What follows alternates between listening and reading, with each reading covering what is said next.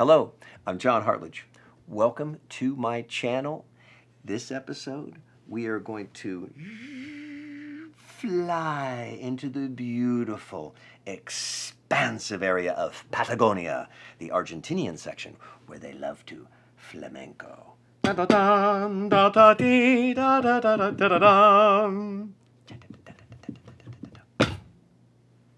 Let's chat wine.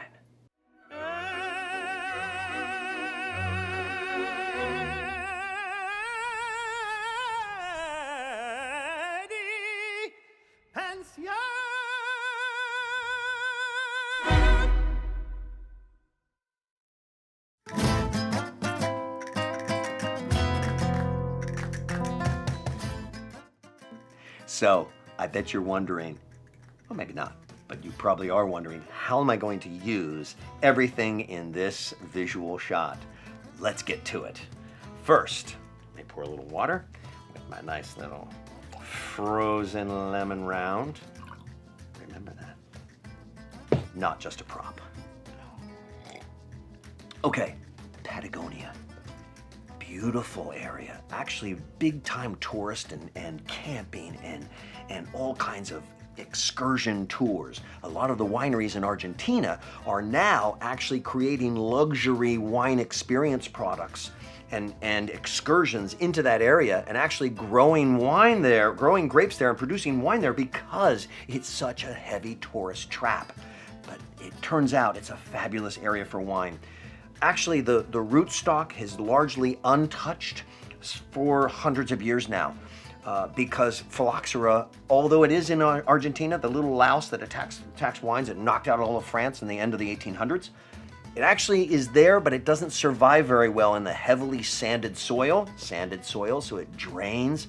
There's a desert on one side. There's, of course, the Andes Mountains. So wherever you are in Patagonia, you can look at snow-capped mountains. Again, phylloxera can't travel over those mountains with those cold temperatures and those high elevations. The elevation here, almost half to a little over a mile of elevation. So you've got beautiful situation for growing grapes. You've got coastal regions. So Patagonia actually is in Chile and Argentina, and this is the Argentinian section. Sandy soil means it drains. You want the water to drain. Water's an issue. Most of the water there comes from those snow-capped mountains of the Andes. Okay, so here we are, Malbec. Also, so I'm gonna take this, ever since 1990 when they stopped using lead, you can never tell what that foil's gonna do. Sometimes it'll cut you, so a lot of times I just take them right off. So I don't need that, but I picked it up, so there, it's used. I wanna show you this corkscrew because this is another one that's, wow, this thing just keeps falling apart every time I use it. Well, there's one called, it's fashioned after a corkscrew called the screw pull. Oh, there it is. Just had to tighten it. It's called the screw pull. It actually has the auger or the spiral. No auger. It has that spiral. It goes down. You pull it right up, and it pulls the cork out too. So it's like just an amazing move. So I line that up with those two handles. I'm gonna hold that bottle with the handle. Watch this. And here comes the cork. Oh my gosh, it didn't work on this cork. I can't believe it. Wow, it usually does. Okay, guess what? I get to use my regular corkscrew. Now, sometimes these devices that you find will not always work on a particle or composite cork. They certainly work well on a polymer cork, but it's also hard to see what kind of cork you've got in there. So, with traditional corks that were young, those were perfect. They were really kind of cool. You have even lever pulls that we have on a tabletop, and you just walk by, one quick, and your cork is out of the bottle. There's the old traditional. Sometimes there's no school like the old school. Notice the hair color. Yes. Okay. So we have a cork that's particle cork. This is a $10 bottle. So why risk a $10 bottle when you're going to be producing a lot? Why on a regular cork that could go bad? In this case, you've got a composite and actual cork material recycled. Also better for the environment. And you're not risking. Oh, good. Okay, so let's take a little taste. Malbec has become the signature grape of Argentina. It is the signature. It's one of the main Bordeaux grapes, one of the big five in Bordeaux.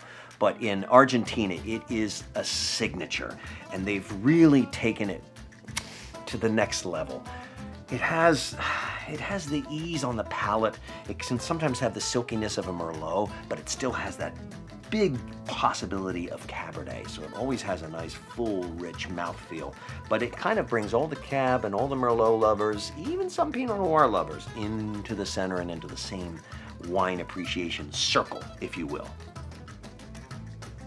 Beautiful. 14% alcohol, so you know it's ripe. But $10 a bottle, that's another reason to feature it. So I'm also getting ready for some Bernoulli's Principle and some old school carafe action to breathe this. I'm gonna taste it and then we're gonna do that. But the reason why I had this today is because you could even decant. You don't need a fancy decanter. You can even decant right into just an old-fashioned Parmesan salad carafe or a liter carafe you pick up anywhere. Libby style, inexpensive, just have it in the closet. The important thing is, if you're gonna use it to decant, nice tilt so that wine pours in there very slowly, more surface area, and you age the wine before you've tasted it. So let's have a taste with no extra air.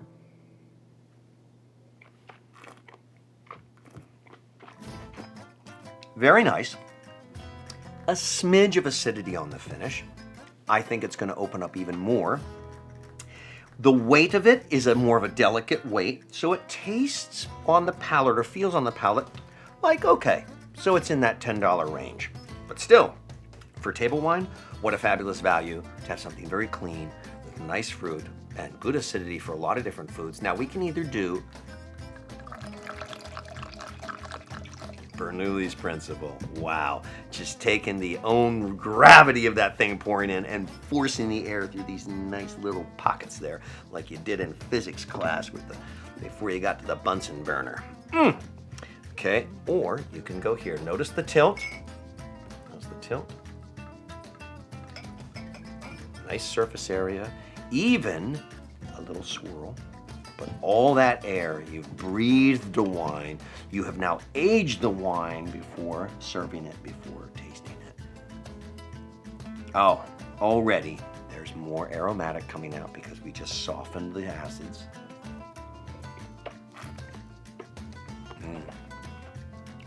Wow. I just got like almost a blueberry, but I would say black raspberry. Some of those really fun black fruits are coming out of it. Not jammy. It's not jammy, but really nice balance. $10 a bottle. You really can't beat it.